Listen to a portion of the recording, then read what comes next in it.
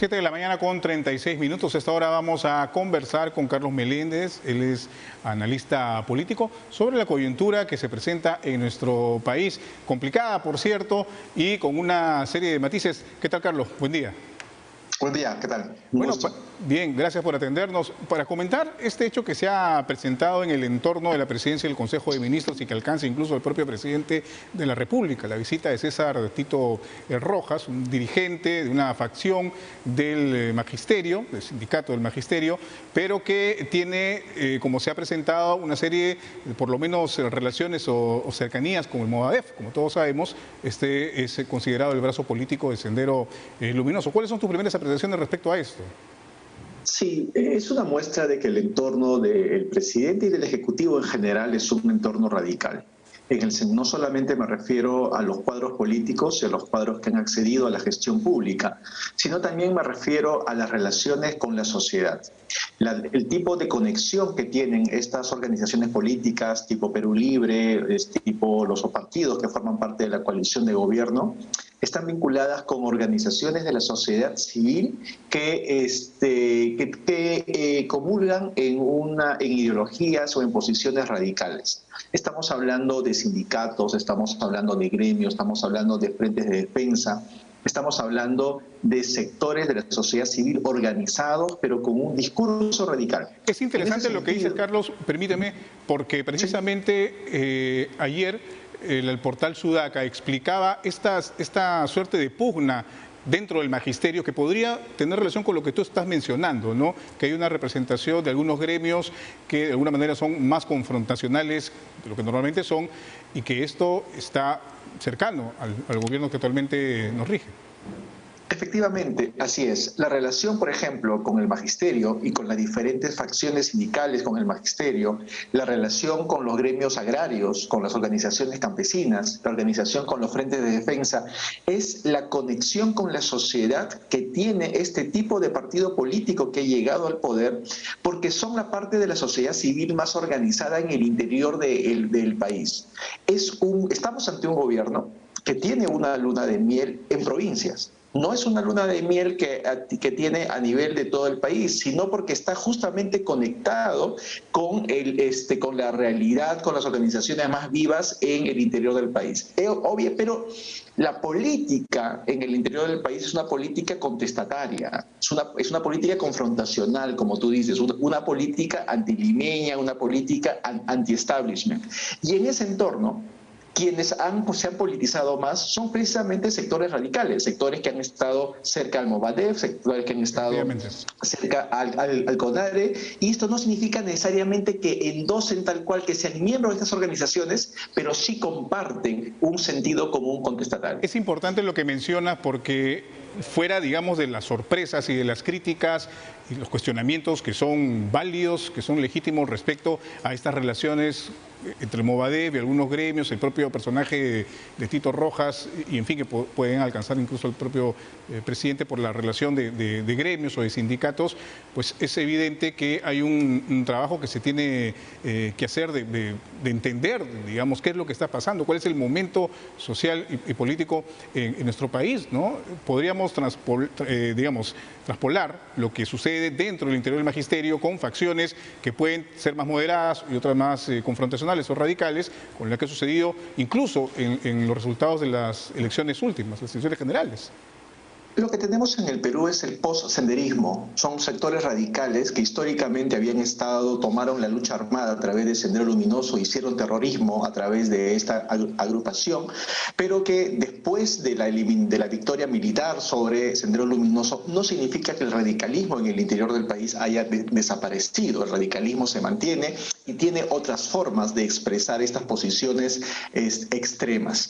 Y a los limeños obviamente nos llama mucho la atención tener a este tipo de figuras políticas en el poder, pero en regiones son políticos muy conocidos y en regiones son políticos que han incluso gobernado administraciones regionales. El caso de Dioses en Tumbes, por ejemplo, un ex convicto de terrorismo fue No solamente presidente regional, no solamente fue gobernador, sino incluso recibió reconocimientos del MEF por su gestión pública. Este término de posenderismo, ¿a qué te refieres exactamente? ¿Qué características identificas tú con este término que esgrimes? Posenderismo significa un discurso ideológico radical que puede ser de características marxistas-leninistas, puede ser de características maoístas, que buscan el colapso del establishment económico y una redistribución del poder.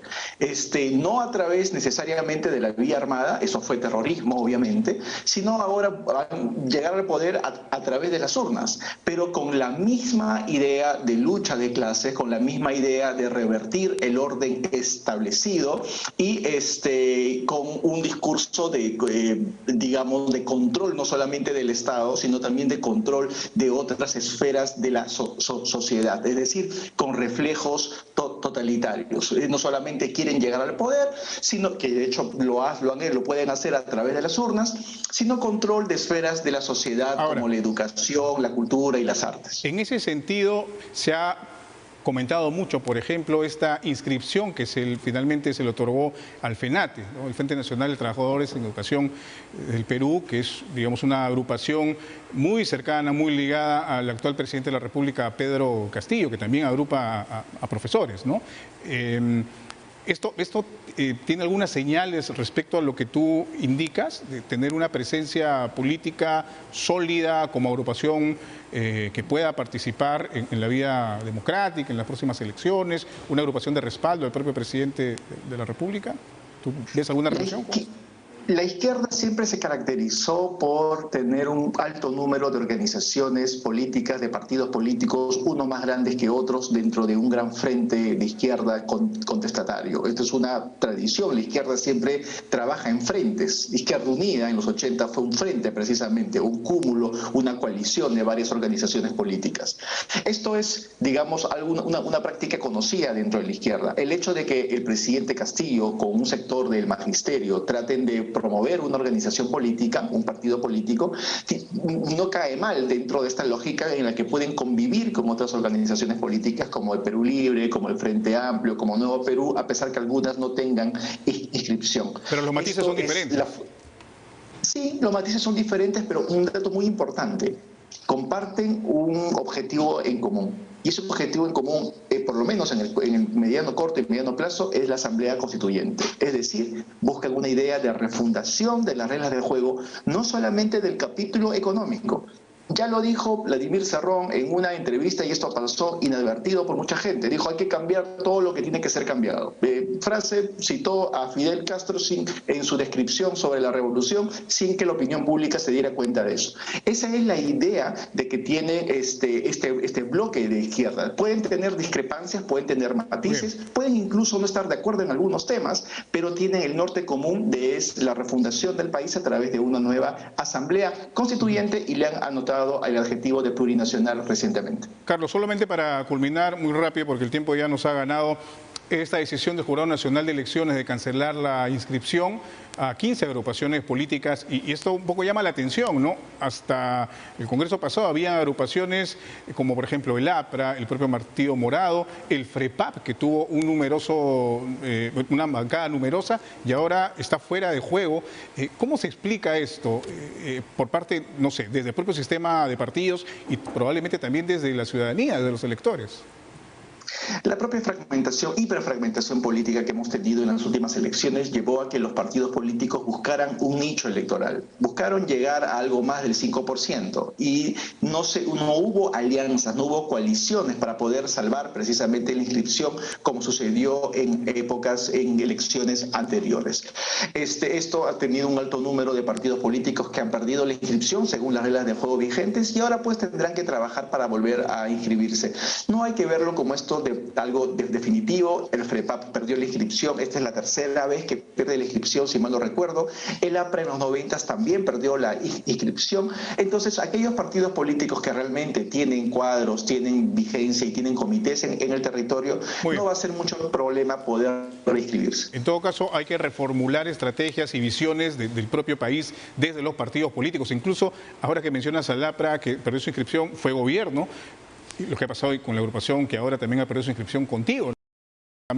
Veranos por el Cambio, partido de gobierno hace solamente 5 años atrás. Muchas gracias, Carlos, por esta conversación. Muy amable. Un gusto. Buenos días. Carlos Meléndez, analista político, ha estado con nosotros 7